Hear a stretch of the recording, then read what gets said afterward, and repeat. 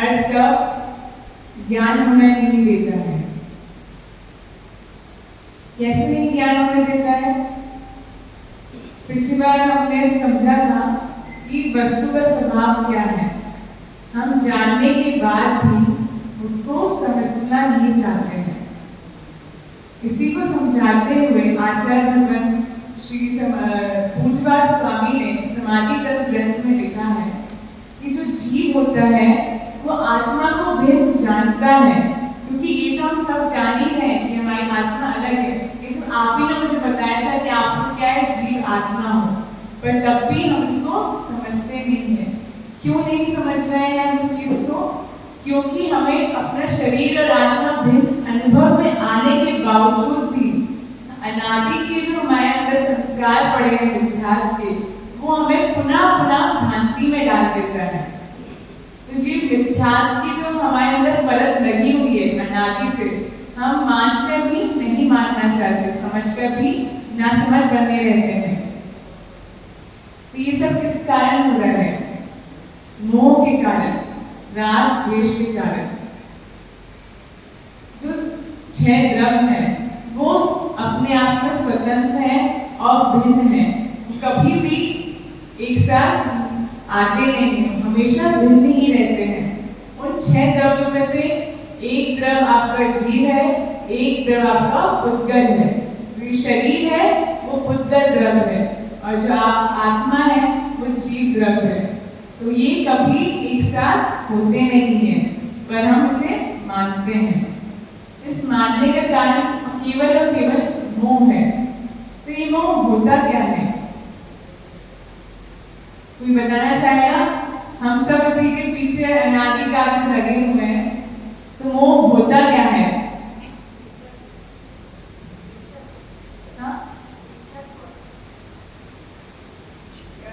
कोई बताए तो क्या बोलिए? मिथ्यात्व तो मोह के कारण होता है। पहले कसाय आती है, कसाय से मिथ्यात्व होता है। तो तब भी मोह क्या है?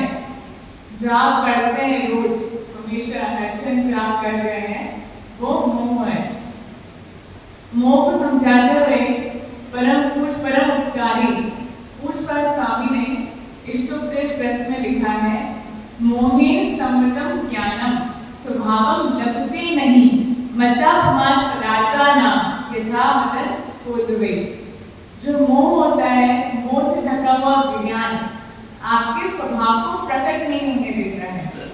जैसे एक मदिरापान व्यक्ति कितने ही बुद्धिमान नहीं हो, कितनी शास्त्रों और कितनी बड़ी बड़ी डिग्रियां किसी के पास क्यों ना हो, बड़ा से बड़ा डॉक्टर, वकील, सीए या कोई भी आप साइंटिस्ट कह दो, अगर उसने शराब का पान किया है, जिस समय उसके शराब का नशा रहता है, आप उससे कोई भी प्रश्न पूछ लीजिए, वो सही उत्तर नहीं दे पाएगा। ऐसे ही मोह है।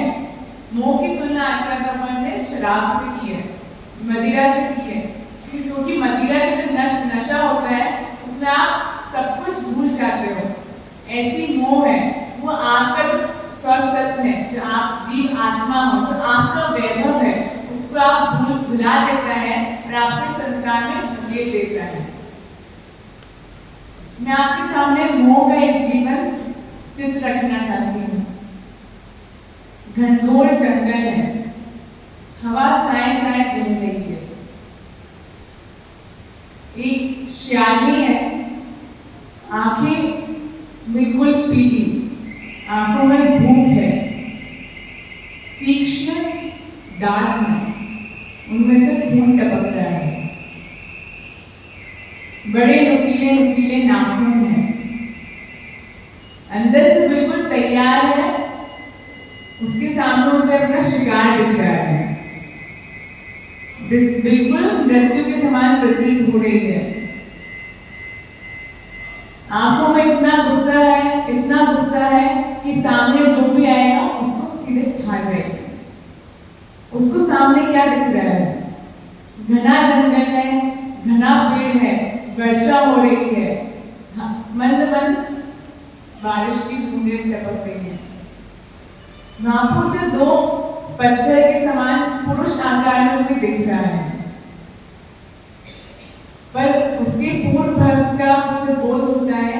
उसे उसमें से सिर्फ 2 व्यक्ति में से सिर्फ उसे एक व्यक्ति अपना लक्ष्य दिख रहा है। वो तुरंत अपनी तीव्रता से उधर उस पर जाके हमला करती है। हमला करते हुए उसे ये नहीं दिख रहा कि वो कौन है, पर वो जो सामने उसका जो शिकार था वो तो पत्थर पर बैठा हुआ था। उसके प्रहार करने पे भी तन को जरा सा भी नहीं हिलाया, मूर्तिमान बन के वो बैठा हुआ है।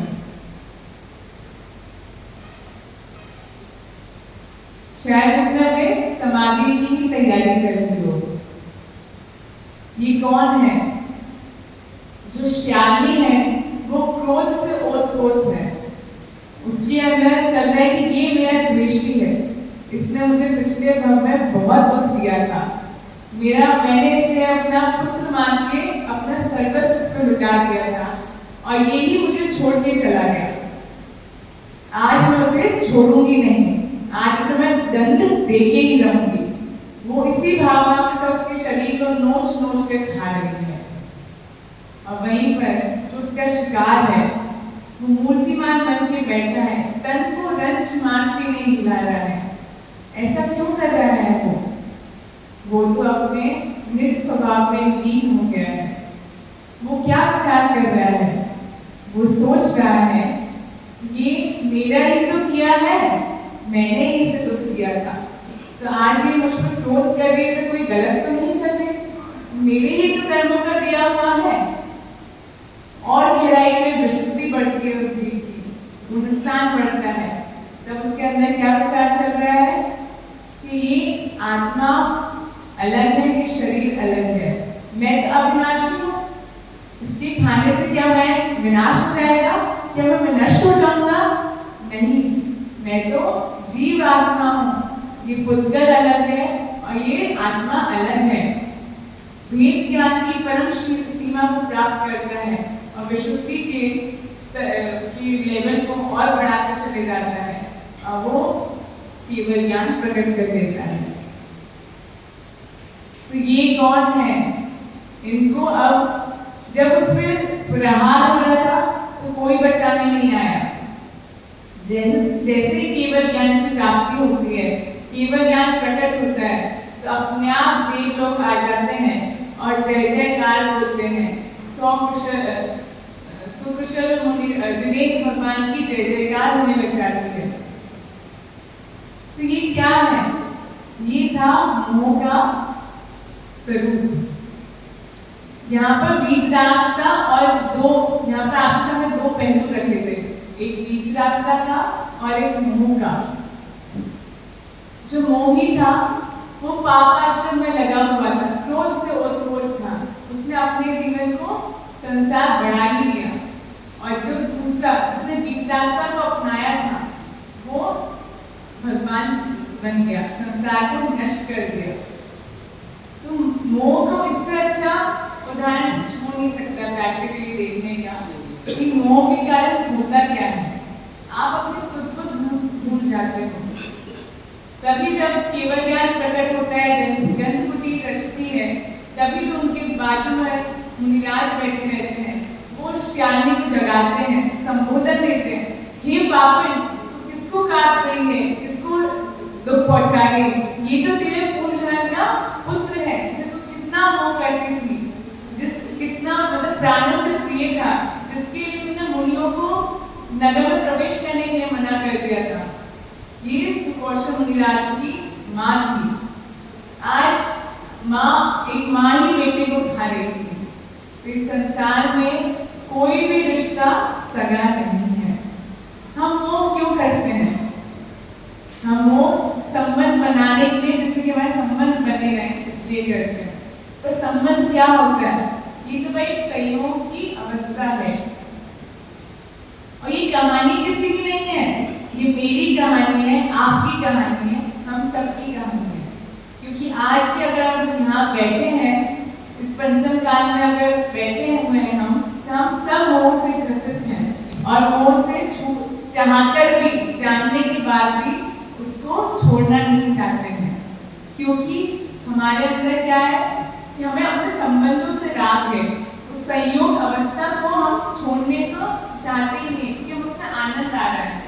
क्योंकि जब वो संबंध मिलते हैं तो आपको उसमें, अगर माता पिता से भी संबंध मिलता है, माता पिता से भी आपको कोई संबंध है, तो आपको वहाँ पे एक अपेक्षाएं होती है कि आपको हर तरीके की फैसिलिटीज देंगे, आपका जीवन सरल और सहज बना देंगे, आनंदमय बना देंगे। अब वो इस अपेक्षा से करते हैं कि बच्चे बड़े होंगे तो हमारा जीवन जितना हम उन्हें देंगे अपने बचपन में, वही बड़े होंगे ये लोग हमें देंगे। तो ये क्या है, इस शर्तों का संबंध है।